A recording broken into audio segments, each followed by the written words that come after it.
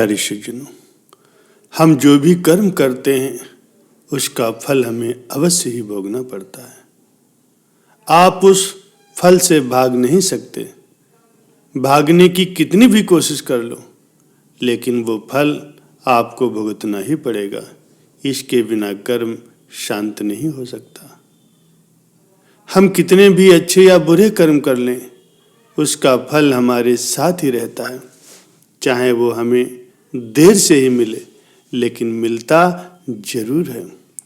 अगर हम बुरे कर्म को छुपाने के लिए दुनिया की कोर्ट कचहरी और वकील को कर लें तो भले ही बच जाएं, लेकिन कुदरत की कोर्ट से भला कैसे बचोगे? वहां पर किसी भी वकील की कोई बहस नहीं चलती, न ही किसी की कोई सिफारिश चलती है। कुदरत ने जो कर्म के नियम बनाए हैं उनमें कोई गलती नहीं होती। कोई भी कर्म कर लो, उसका फल तो मिलता ही है। कर्म के नियम में किसी भी वकील या जज की कोई सिफारिश नहीं चल सकती। जब तक हमारे पुण्य कर्म का फल हमारे साथ है तब तक सही है, लेकिन जब जो गलत कर्म या दुष्ट कर्म हम करते हैं वो वक्त आने पर फल देते हैं। इसलिए कर्म करने से पहले हमें 100 बार सोचना चाहिए। कर्म हो जाए, इसके बाद उसके फल से भागना व्यर्थ है। हम जो भी कर्म करते हैं उसका फल पा लेने के लिए हमें तैयार रहना चाहिए। कई कर्म ऐसे होते हैं जो हंसते हंसते किए जाते हैं, लेकिन उनका फल रोते रोते भुगतना पड़ता है। राजा परीक्षित का आप लोग नाम जानते ही हैं। राजा परीक्षित एक महाज्ञानी, विद्वान और संस्कारी राजा थे, लेकिन उनसे एक महान पाप हो गया था। क्रोध के आवेश में आकर के उन्होंने एक निरपराधी ऋषि के गले में एक मरा हुआ सांप पहना दिया। जब राजा घर आए और शांति से जब उन्होंने विचार किया, तब उनके दुष्कृत्य का उन्हें एहसास हुआ और पछतावा करके कहने लगे कि मुझसे कितना भयंकर पाप कर्म हो गया है। अब वो समय वापस तो आ नहीं सकता था, इसलिए राजा परीक्षित को उस कृत्य का फल तो भुगतना ही था। राजा परीक्षित एक बड़े राजा थे। उन्होंने अपनी सत्ता का कभी भी दुरुपयोग नहीं किया था। परीक्षित ने अपनी भूल को स्वीकार किया और खुद को ही दंड देने के लिए कहा कि मेरा बल, मेरी समृद्धि, सब कुछ उस ब्राह्मण ऋषि के क्रोध अग्नि में जल जाए, जिससे मेरे दिमाग में किसी भी व्यक्ति को दुख देने या क्षति पहुंचाने का कभी भी कोई विचार ना आए। राजा परीक्षित अपने पापों का फल भुगतने के लिए तैयार थे। उन्होंने कोई भगवान से सिफारिश नहीं की और न ही अपने राजा होने का घमंड किया। उन्होंने तो भगवान से अपने पापों का दंड मांगा, जिसके उदाहरण से भविष्य में कोई भी राजा क्रोध में आकर के या फिर अपनी राजशाही के घमंड में आकर के ऐसा दुष्कृत्य न करे। इस प्रकार से राजा परीक्षित अपने कर्म से भागे नहीं और परिणाम भुगतने के लिए तैयार रहे।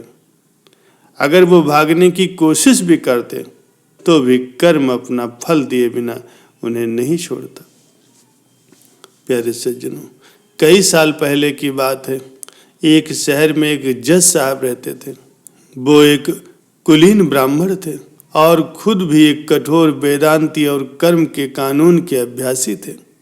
एक बार जब वे सुबह टहलने के लिए निकले, तब उन्होंने देखा कि एक व्यक्ति भाग रहा है और उसके पीछे भागते हुए एक व्यक्ति ने उसके पीछे से एक खंजर मार दिया और तब तक उसको घाव करता रहा जब तक कि वो मर नहीं गया। ये घटना जज साहब ने अपनी आंखों से देखा और खूनी वो भाग गया। उस खूनी को जज साहब ने ठीक तरह से देखा था। फिर जज साहब जब घर गए, लेकिन ये बात उन्होंने किसी को नहीं बताया, क्योंकि खून का केस आखिर में तो उनकी ही कोर्ट में आने वाला था। फिर पुलिस की पूछताछ शुरू हुई। 6 महीने में पुलिस की सारी इंक्वायरी पूरी हो गई, हत्या का मामला दर्ज हुआ और आखिर में ये मामला उस जज के पास ही आया। लेकिन उन्होंने देखा कि खूनी तो कोई और ही था। उन्होंने उस दिन जिस खूनी को देखा था वो ये नहीं था। मुकदमा शुरू हुआ। उस व्यक्ति को ही खूनी साबित करने का ठोस सबूत मिला। लेकिन जज साहब तो जानते थे कि ये व्यक्ति बेकसूर है, लेकिन जज को सबूतों के आधार पर ही फैसला देना होता है। उसमें न्यायाधीश के अपने खुद के आधार पर उसको बेकसूर नहीं कहा जा सकता। इसलिए उस निर्मित प्रतिवादी को पूरे सबूतों के साथ खूनी करार दिया गया। लेकिन जज साहब एक वेदांती और कुदरत के कर्मों के नियम के पक्के अभ्यासी थे। उनको पता था कि असली खूनी तो बाहर घूम रहा है और एक निर्दोष को सजा हो गई है। इसलिए उन्होंने फांसी की सजा सुनाने से पहले नकली खूनी को अपने चैम्बर में बुलाया। जज साहब के पास जाते ही वो नकली प्रतिवादी रो पड़ा और कहने लगा, जज साहब मैं निर्दोष हूँ, मैंने खून नहीं किया। पुलिस को असली खूनी पकड़ में नहीं आया तो उन्होंने मेरे पुराने गुनाहों के आधार पर मुझे पकड़ लिया और मेरे खिलाफ सबूत खड़े करके मुझे कोर्ट में खूनी साबित कर दिया। तब जज साहब ने कहा कि ये हकीकत मैं जानता हूँ, तुम बेकसूर हो।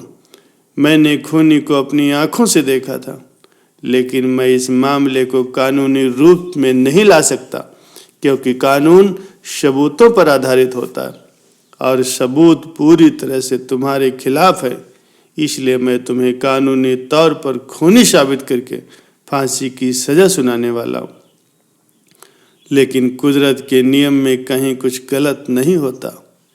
इस बात को सुनिश्चित करने के लिए ही मैं तुमसे अकेले में सवाल पूछ रहा हूँ। इस बात का तुम मुझे सही जवाब देना।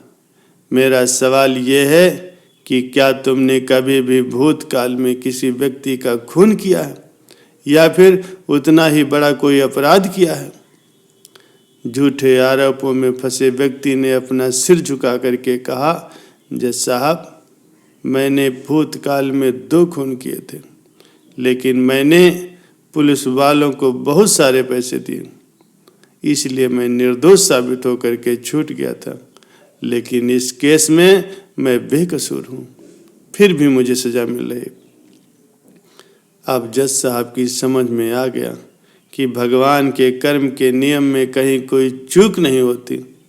पहले 2 खून के समय इसके पुण्य कर्म चल रहे थे, इसलिए उसका क्रियमाण कर्म ने फल देने में देर लगाई और कर्म संचित हुए। और अब जब पुण्य खत्म हो गया है तो पहले के 2 खूनों के फल के रूप में संचित हुए कर्म ने इस बार प्रारब्ध रूप में इसे बेकसूर होने पर भी इसे फांसी की सजा दी है। अरे सज्जनों, इसीलिए संत महापुरुष कहते हैं कि कुदरत के नियम में कहीं कोई गलती नहीं होती। कोई भी कर्म करो उसका फल तो देर सवेर मिलना ही मिलना है। जब तक हमारे पुण्य कर्मों का फल हमारे साथ में रहता है तब तक भले ही हम कोई गलत काम करें और भले ही उसका फल हमें न मिले, लेकिन वक्त आने पर वो फल हमें अवश्य ही भोगना पड़ेगा।